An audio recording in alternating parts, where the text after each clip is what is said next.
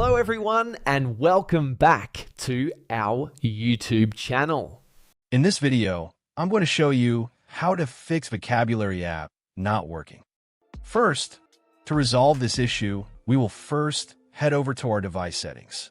From here, scroll down and tap on General.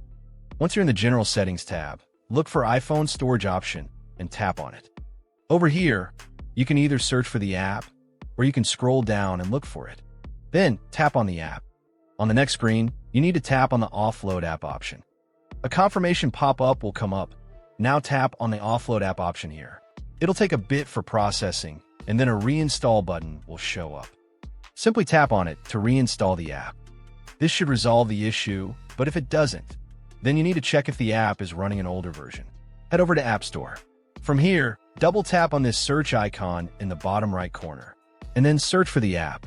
Once the app comes up in the search result, and if you see this update button right next to the app, simply tap on it to make sure you're running the latest version of the app.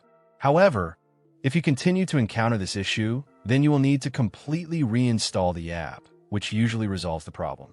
Head over to this screen the way we did before, and over here, tap on the Delete App option here to uninstall the app from your device.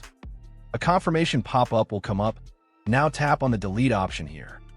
Once uninstalled, open up App Store and search for the app in the search bar. After the app comes up in the search result, simply click on this cloud icon to install it back onto your device. Hopefully, this resolves the issue. If it does, consider sending a super thanks to support our channel. And also don't forget to hit the subscribe button.